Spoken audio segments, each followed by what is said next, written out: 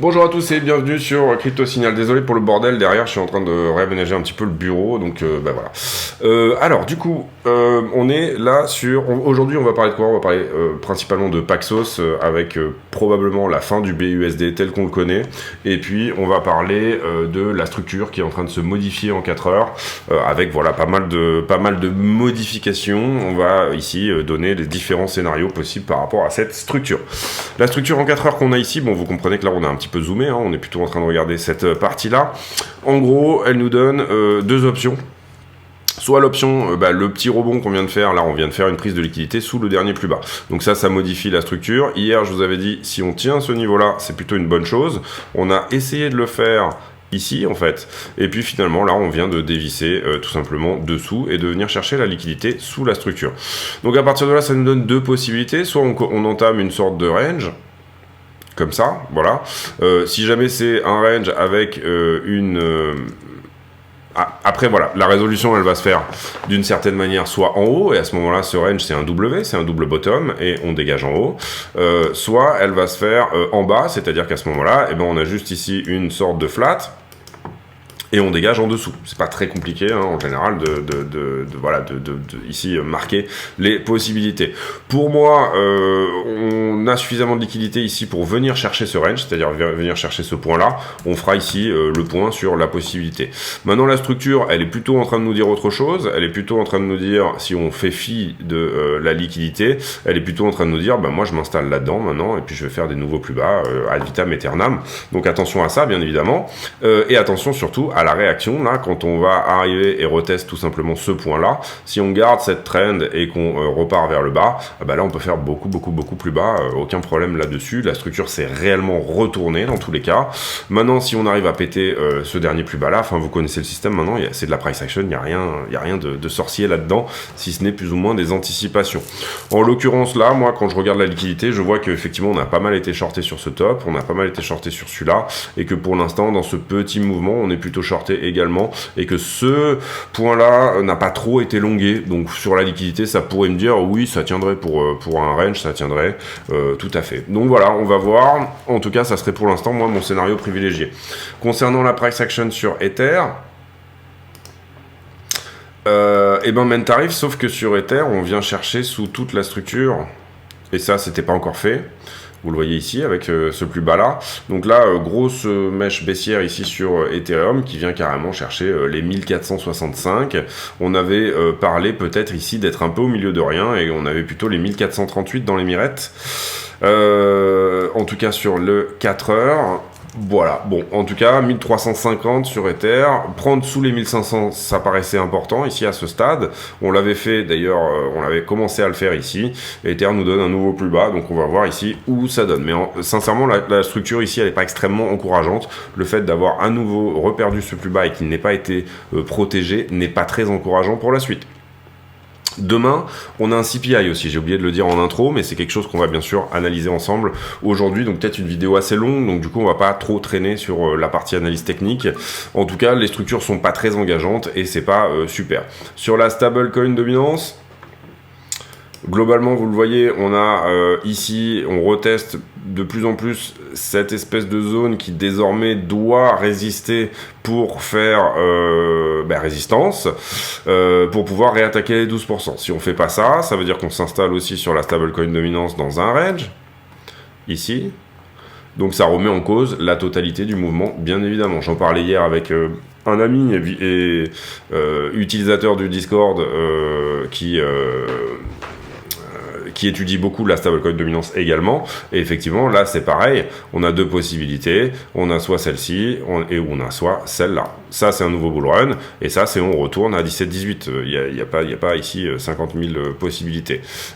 Donc voilà, ici même, si on revient vraiment retester complètement le haut du range, qu'on ne se ferait pas rejeter par exemple par ce niveau-là dorénavant, en fait on voit que des double tops ici, hein, tout simplement en chartisme.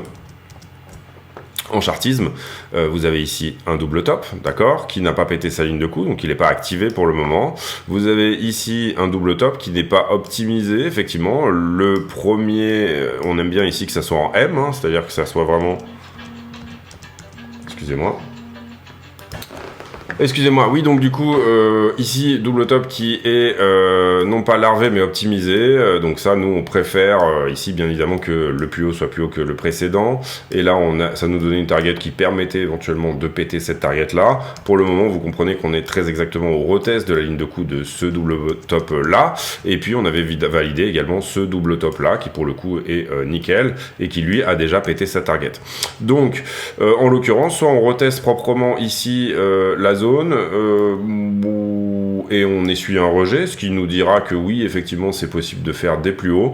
Pour le moment, vous voyez qu'on est en train de l'attaquer, donc attention à ça également sur la stablecoin dominance. Danger, bien évidemment, si on repasse ici les 14, ça coupe tout simplement cette structure-là, et on s'installe également, comme je vous l'expliquais tout à l'heure, dans un range, c'est-à-dire que ça nous donne retour, effectivement, à des niveaux très bas sur Bitcoin, à savoir 16-17. Si on doit vraiment ici venir chercher au niveau de ce range-là. Et par contre, si on se fait repousser par ce point-là et qu'on dévisse en dessous et qu'on perd les 12%, bah là, c'est directement target pour moi 40-50 000 $, parce que on redescend dans le bas du canal de cette stablecoin dominance qui nous emmènera vers les 7-8% de stablecoin dominance. Et donc, du coup, bien évidemment, sur Bitcoin, non pas nécessairement des nouveaux plus hauts, mais en tout cas un rebond technique assez conséquent, encore une fois, pour autour des 50 000 $ est tout à fait possible. Quand on regarde, quand on était à 7-8% de stablecoin dominance, à combien était le Bitcoin, on arrive à peu près à 45, quelque chose comme ça. On va avoir des réponses bientôt. Je pense aussi que demain, le CPI sera tout simplement prépondérant. Pour l'instant, on va plutôt ici traiter cette news-là, qui est que Paxos arrête de fournir le service à Binance, comme quoi il continue à sortir le Binance USD. Donc ce service était, et on va utiliser un thread de CZ plutôt, qui nous dit le BUSD il est sorti et il est complètement mis en place par Paxos. Effectivement, Paxos dépend du New York Department of Financial Services. Le New York Department of Financial Services leur a dit d'arrêter de tout simplement faire ce stablecoin. Donc c'est directement dirigé là sur Binance. Hein. Littéralement, c'est le BUSD qui est visé complètement. Et ce système est totalement dirigé par Paxos. Donc de toute façon, Binance ne peut pas ici dire nous on va au tribunal, ce genre de choses, parce que pour nous le BUSD n'est pas une security, parce que ça ne leur appartient pas. Donc ça n'est tout simplement pas eux qui font ce service-là. En l'occurrence, Paxos va continuer à faire le produit, c'est-à-dire qu'ils ne pourront plus minter de nouveaux BUSD à ce stade, mais ils vont bien entendu ici continuer s'il y a retrait, à pouvoir fournir tout simplement à leurs utilisateurs leur BUSD. Et CZ nous dit que les réserves ont été auditées beaucoup de fois et que de toute façon c'est backé, donc il n'y a a priori aucun problème là-dessus. Donc il y a vraisemblablement apparemment un procès dont CZ nous dit qu'il n'a pas nécessairement les tenants et les aboutissants, tout simplement parce que c'est pas nécessairement ici son entre guillemets bébé, mais il cite Miles Dutcher qui est un autre analyste qui fait partie de Crypto Banter, sans doute le seul d'ailleurs qui est vraiment intéressant chez Crypto Banter, qui nous dit qu'effectivement a priori il n'y a pas d'attente de profit, donc au niveau du test d'OWI qui est le test qui est censé vous faire passer ou pas une commodity pour une security ou une security pour du commodité, un test de décentralisation, pour lui, pour Miles Dutcher, ça n'est pas une security. Il dit que il est assez d'accord avec ça. Il dit que effectivement, si jamais ça devient une sécurité, à ce moment-là, ça aura un impact sur les cryptos, parce que tout simplement, un stablecoin est considéré comme une security. Donc là, pour le coup, ça va loin. Et puis derrière, puisque vous comprenez ici que si jamais les stablecoins sont backés par des bons du trésor américain, à ce moment-là, on peut pas vraiment dire que c'est une security, puisque c'est la communauté qui en bénéficie. Donc du coup, vous êtes sur une décentralisation qui est la décentralisation la plus large, en fait, et le stablecoin ne peut pas s'apprécier dans le temps, puisque, entre guillemets, il dépend du dollar, il est peg avec le dollar, donc ça prend du sens, effectivement, et là, on est juste sur une attaque typiquement directement faite sur Binance. Binance, c'est un peu le vilain petit canard, on va dire, parce que d'abord firme au départ qui était américaine, jamais réellement ici, le siège est en Estonie. Voilà, par rapport à, on va dire, à l'époque FTX et désormais Coinbase, qui serait plutôt l'enfant chéri des firmes américaines, et qui eux ont bien évidemment l'USDC, le Circle. et ce genre de choses qui sont bien évidemment ici, et je pense que c'était pour ça aussi qu'à un moment donné, pour sortir le BUSD, CZ avait choisi une firme qui était new-yorkaise, qui était vraiment la firme de la entre guillemets de la vieille école, de la vieille Wall Street, etc. Et ben du coup voilà, ça s'est un petit peu retourné contre eux à ce stade, et en ce moment effectivement c'est plutôt Binance qui est visé que Coinbase ou autre, où on a très peu voilà, ce genre de FUD sur littéralement bien entendu toute la partie qu'on va qualifier de Circle, BlackRock, Coinbase, etc. Eux, finalement, ils sont assez peu inquiétés. Vous voyez que par rapport au ban des cryptos, par contre, ça a été une nouvelle qu'effectivement Brian Armstrong, donc, qui est le boss de Coinbase, a dit: nous, on ira au tribunal si jamais on attaque notre crypto stacking, notre possibilité de stacker des cryptos aux USA. Bah, nous, on ira au tribunal, on continuera à se battre pour que effectivement ça soit le cas, contrairement à Kraken qui a payé l'amende et qui est sorti.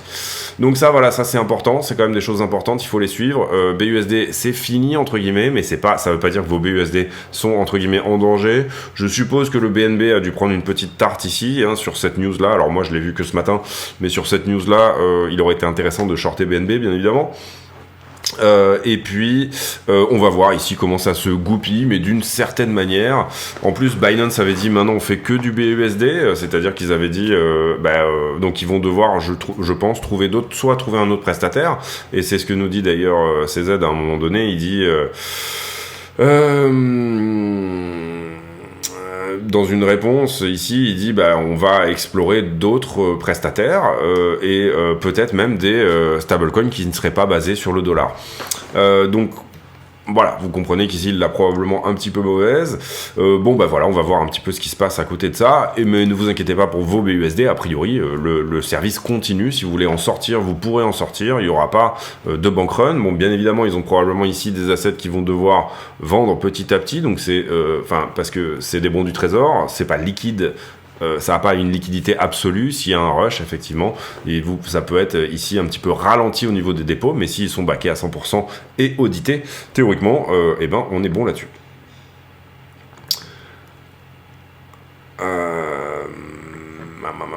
Ok, bon voilà, pas vraiment d'autres news, si ce n'est le CPI de demain, c'est ce qu'on va aller voir tout de suite. Donc on se met ici sur le CPI, je vous ai déjà mis le consensus sur ma chart, que si vous suivez la chaîne, vous devez connaître. Globalement, on a un consensus ici qui va être à 6,2, on va le mettre dans une autre couleur, parce que sinon c'est un peu trompeur, effectivement. Donc 5,5 pour le core CPI, je vais y arriver, ouais. On va le mettre en bleu. Pour se rappeler que c'est une projection. Le consensus ici, il est à 5,5 pour le core CPI et 6,2 pour le headline CPI, donc l'inflation dans son ensemble. Qu'est-ce qu'on peut voir ici sur la courbe? C'est que peut-être on avait une pente ici qui était très forte, et que là, en l'occurrence, si on fait effectivement ce que nous dit le prix, on a un léger plateau qui est en train de se former. Je dis attention là-dessus parce que effectivement c'est possible. Quand on regarde le Trueflation c'est un agrégateur de plusieurs millions de prix en ligne. On voit qu'effectivement on a commencé le mois de janvier, j'en avais déjà parlé dans une vidéo, à 5,59. On a fini le mois de janvier à 5,23, donc moins 0,30. Quand on regarde la chart, effectivement, c'est à peu près ce que ça nous dit. On passe de 6,5 à 6,2 sur le headline. Donc ça se tiendrait entre guillemets par rapport à ce que nous dit Trueflation. Par contre, attention sur Trueflation, et j'en ai déjà parlé la dernière fois, mais on a l'impression ici que sur le mois de février, on est en train de plafonner, voire réaugmenter très légèrement. On est à 5,2, et vous voyez que, attention, sur le prochain CPI, il est possible que on soit sur un consensus qui soit plutôt flat, et donc le marché va pricer ça. Le marché, il a forcément de l'avance, le marché, il est déjà en train de le pricer même, potentiellement, et ce plateau sur l'inflation qui arrête de descendre, il a probablement mis un coup dans l'aile, tout simplement, au rallye haussier qui était de dire, puisque en fait, en ce moment, on a une dissonance entre ce que nous dit Powell. Powell nous dit ça va mettre du temps pour faire descendre l'inflation, ça va être très long. Et on a les acteurs du marché qui sont plutôt en train de faire un espèce de rallye qui nous dit l'inflation va tomber comme une pierre, on aura une petite récession, mais qui va être quasi $1, et puis ensuite, ça sera reparti comme en 40, c'est-à-dire vrai pivot de la Fed, etc., et ainsi de suite, liquidité à gogo, intelligence artificielle logiciels qui explosent, crypto qui explose, etc. et ainsi de suite. Attention à ces narrations-là, parce que effectivement, bon, je pense que demain le CPI moi sera correct. Je pense qu'il sera au consensus. Je pense qu'on sera effectivement autour des 6,2. Qu'est-ce qu'on peut regarder également? Les commodités. Les commodités, on peut la regarder en monthly, voilà exactement. Et globalement, on voit que, attention, là c'est la même chose. Vous voyez qu'on peut-être qu'on trouve un plateau. En tout cas, sur les clôtures mensuelles, on a l'impression que ça voudrait baisser, mais que ça essaye de garder le 61,8. Vous le voyez ici. Alors moi, j'avais plutôt ici dans l'idée qu'on allait faire un plateau au 100%. Mais vous voyez qu'ici on semble le faire avant, donc attention à ça aussi. Les commodités, c'est les matières premières, hein, tout simplement, en gros. On le voit sur le blé également, où c'est à peu près la même chose, hein. On est revenu au niveau de novembre 2021, donc on a effacé un an d'inflation. On le voit sur le gaz a énormément corrigé. Sur le cuivre, attention, parce qu'on a reprise. Et là, ça, attention, parce que le cuivre, en général, c'est un précurseur un petit peu de ce qu'il va se passer sur l'inflation. Donc, on le considère comme une sorte de leading indicator. Le cuivre est très important, puisque utilisé dans les ordinateurs, utilisé dans la construction, utilisé dans pas mal de choses.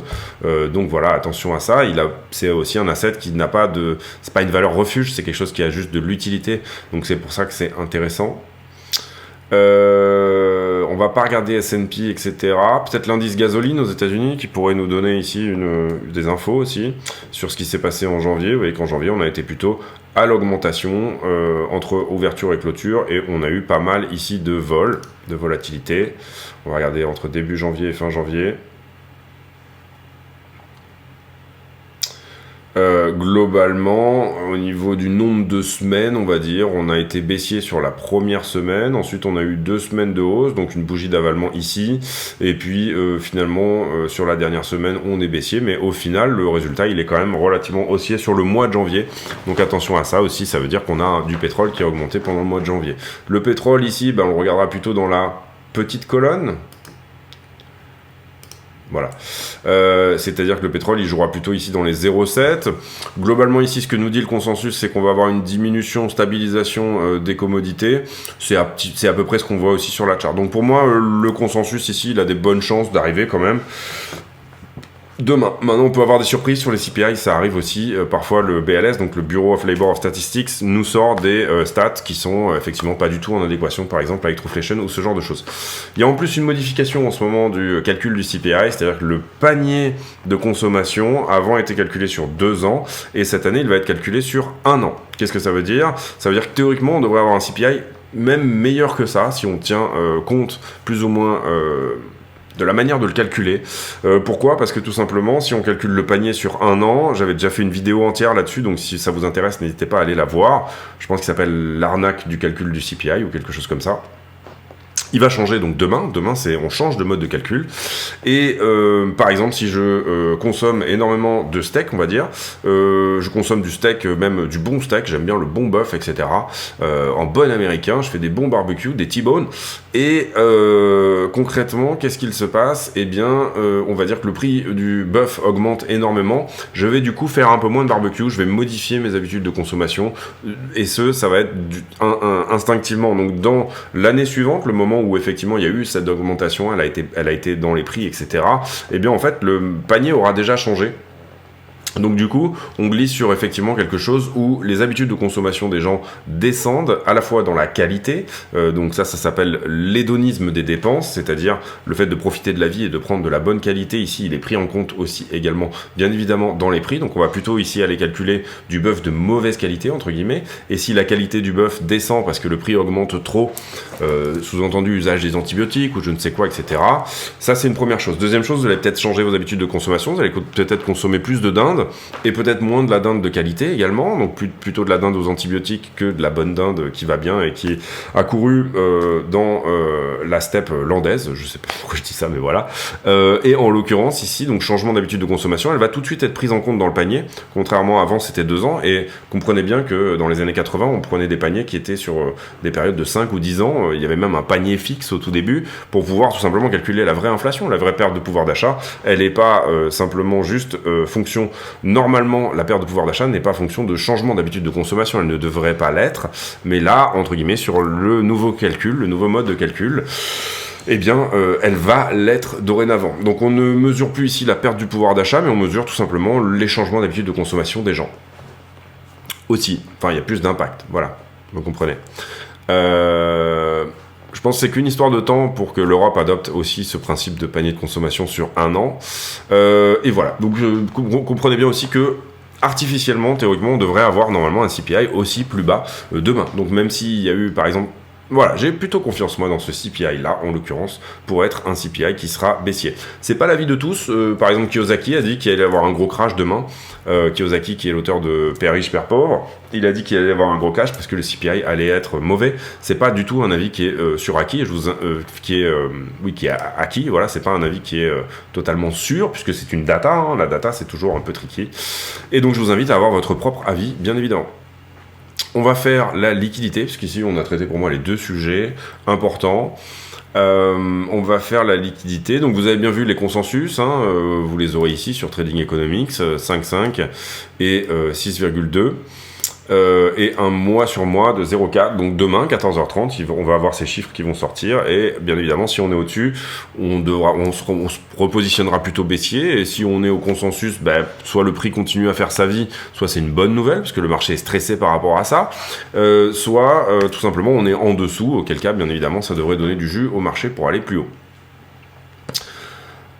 On va faire la liquidité. Ici, 124 millions de liquidés hier, moitié-moitié sur Bitcoin, Ether, et eux-mêmes représentant la moitié du tout. Carnet d'ordre.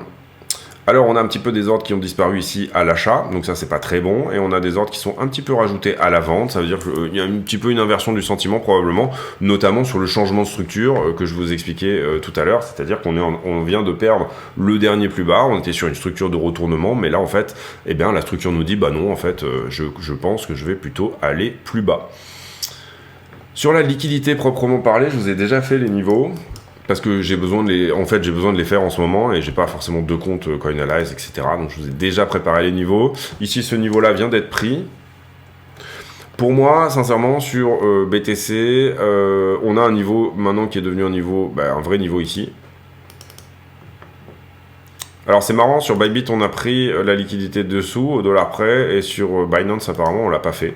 Si je me trompe pas, ou alors j'ai mal mis mon niveau, peut-être aussi. Hein.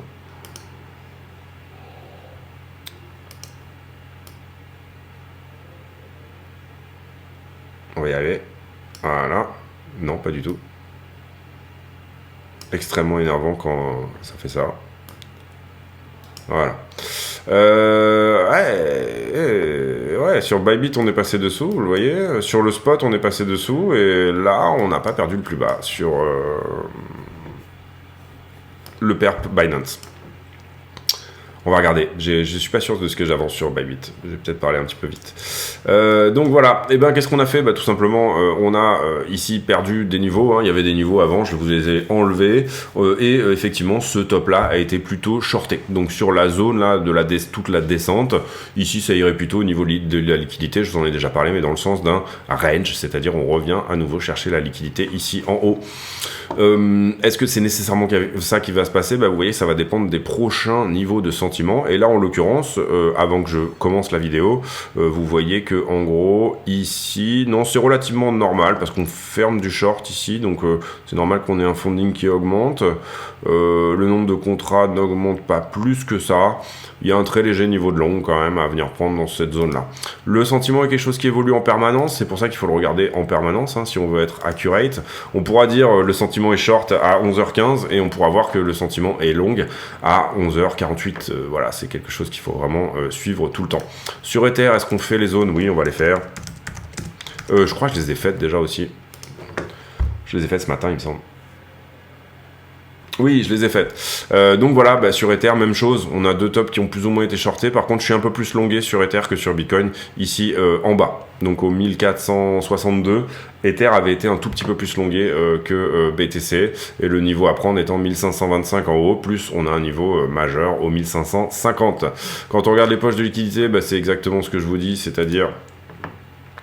Bitcoin, a priori, beaucoup plus de shorters au-dessus. Bon, ça ne veut pas dire qu'on va aller en haut nécessairement, mais on est autour des 9 milliards. Pas énormément de longues sur ce dernier bottom. Ça, c'est la première analyse. La deuxième analyse sur Ether,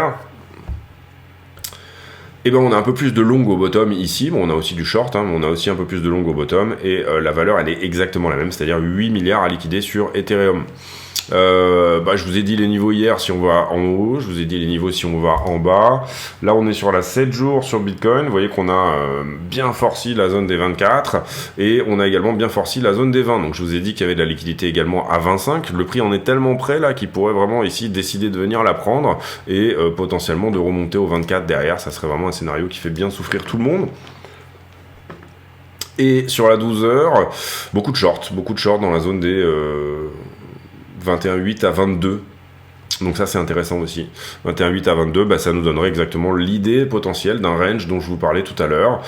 Pour moi on a plus de chances de revenir faire ce range là plutôt que d'aller taper la liquidité qui est en bas. Maintenant ça dépend toujours ces choses là bien évidemment de est-ce qu'il y a de l'achat au spot, etc. S'il y a énormément d'achat au spot, on aura du mal à aller plus bas. S'il y a énormément de ventes au spot, on aura du mal à contrer cette vente pour venir chercher les shorts qui étaient au-dessus. Les market makers ici, ils ont pas non plus, ils ont les poches bien pleines, mais ils ont pas, entre guillemets, comme la Fed, c'est pas un menu à volonté, on va dire. Ils peuvent pas imprimer du dollar, eux. Donc voilà, on va revenir ici sur le prix et on va faire la conclusion. Eh bien, en l'occurrence, on va se mettre sur une plus petite time frame, bien évidemment. On va se mettre sur le 15 minutes. Pour moi, on va plutôt se diriger potentiellement vers un range. Maintenant, la structure nous dit l'inverse, encore une fois. C'est-à-dire que ici, on pourrait se diriger vers un range. Quel est le moment où on saura que c'est vraiment le cas? Malheureusement, à mi-chemin. C'est-à-dire que là, quand on aura effectivement dépassé ce point-là, potentiellement en venant chercher ici une structure en montée, comme ça, tout simplement, un canal, et bien à ce moment-là, on pourra se dire, oui, là, il y a retournement. Vous voyez que sur le spot, ça c'est intéressant, on a fait un nouveau plus bas, c'est ce que je vous expliquais tout à l'heure, et des fois, ça se joue à pas grand-chose. Et sur Bybit, est-ce qu'il y a eu de nouveau plus bas ou pas? Oui, donc visiblement, il n'y a que sur Binance qu'il y a eu une défense de ce plus bas là. Mais sur pas mal d'autres assets, ça a été pris. Et au spot, ça a été pris également. Ensuite, donc à partir de là, la question c'est est-ce qu'on arrive, pour moi, si on s'inscrit dans cette logique de range, encore une fois, est-ce qu'on arrive à venir prendre ce point-là, voir directement le plus haut, là il y a de la liquidité aggravée, est-ce qu'on vient vraiment la chercher ou pas? Pour le moment, nous on a vu qu'il y en avait, maintenant ça ne donne pas la certitude qu'on va venir la chercher, bien évidemment. La structure, elle nous dit quoi pour l'instant? Elle nous dit, moi je vais continuer comme ça, j'ai commencé comme ça, donc je serai plutôt ici, continuer à être censé de tout simplement venir faire des nouveaux plus bas. Donc malheureusement, la liquidité ne va pas dans le sens de la structure. Moi c'est ce que j'aime bien pour prendre des trades, c'est quand les deux vont un petit peu ensemble. À ce stade, malheureusement, la confirmation, on l'aura vraiment que par là. Donc il faudra essayer d'acheter, si vous comprenez que si on vient prendre la liquidité au-dessus de celui-là, il faudra essayer d'acheter le creux suivant si on considère qu'on peut à minima revenir là. Donc là, le creux suivant, il se trouvera quelque part probablement dans cette zone, c'est-à-dire 21 650, qui est un point pivot assez intéressant. Si c'est le cas, c'est tant mieux. Par contre, il est tout à fait possible, et la structure est plutôt en train de nous dire ça actuellement, qu'on dévisse sous ce range et qu'on vienne chercher une zone où il y a de la liquidité qui pourrait se trouver entre 23 et 20,5. En tout cas, c'est plutôt ce qu'on peut voir sur la liquidité. Attendez-vous à de la volatilité. En tout cas, on est une veille de CPI au moment où la bourse va ouvrir, par exemple, ce genre de choses. Et demain, surtout, demain, il y aura énormément de volatilité. De toute cette année, les jours de CPI, je lisais un article là-dessus, ont été les plus volatiles, tout simplement, et ce qui est tout à fait normal, puisque le marché est totalement data dépendant, et il est totalement suspendu aux lèvres des créateurs de liquidités, c'est-à-dire tout simplement, et des conditions financières, de la restauration des conditions, de bonnes conditions financières, c'est-à-dire bien évidemment, littéralement, la Banque fédérale américaine. J'espère que cette vidéo vous a plu. Si c'est le cas, n'hésitez pas à le dire, à vous abonner, activer la cloche de notification. Toujours le Discord, dont vous avez le lien en vidéo. J'ai oublié d'envoyer la page de pub, mais c'est pas grave, je vais vous l'épargner pour aujourd'hui. Sachez que juste en description, vous avez tous les liens pour créer et bénéficier de 15% de réduction sur Bybit et BitGet. Ça aide beaucoup la chaîne, enfin un peu, beaucoup, un peu. Ça aide un peu la chaîne actuellement. Mais si vous le faites encore plus, ça va encore plus motiver à faire des vidéos tous les jours. Et des tutos surtout, voilà, ce genre de choses. Pour le moment, je fais une vidéo par jour, c'est déjà, je trouve, énorme. Mais si en plus on a voilà, un petit peu d'incentive, on pourra y passer encore plus de temps. Voilà, et ça c'est important. Ensuite, j'ai pour habitude de poser en fin de vidéo une question à la con, une question qui n'a rien à voir avec le prix du Bitcoin, mais qui peut nous permettre de converser de choses et d'autres. J'en ai déjà posé tellement que c'est très difficile d'en trouver des nouvelles. La question, elle va être voilà, sur votre capacité à vous endormir vite. Moi, personnellement, en ce moment, c'est très difficile pour moi de m'endormir rapidement. J'ai essayé la mélatonine, j'ai essayé toutes ces choses-là, etc. Je fais en ce moment, du coup, plutôt, on va dire, de la partie méditation d'endormissement. Mais en fait, parfois, j'en ai tellement dans la tête qui gamberge, etc. En mode un petit peu autiste, par exemple, ce genre de choses. Et ben du coup, ça gamberge tellement dans ma tête que je continue à réfléchir, et j'ai vraiment beaucoup de mal en ce moment, notamment à m'endormir. Est-ce que en ce moment vous vous endormez bien? Est-ce que c'est facile ou pas? Moi personnellement, je pense que le sport va m'aider là, plutôt dans ce genre de truc, se mettre une bonne claque au niveau du sport, ça aide là pour le coup à venir s'endormir plus rapidement. J'espère que cette vidéo vous a plu. Si c'est le cas, dites-le, mettez un like, c'est important. Et puis on se retrouve demain pour une nouvelle météo sur le Bitcoin. Portez-vous bien, à très bientôt.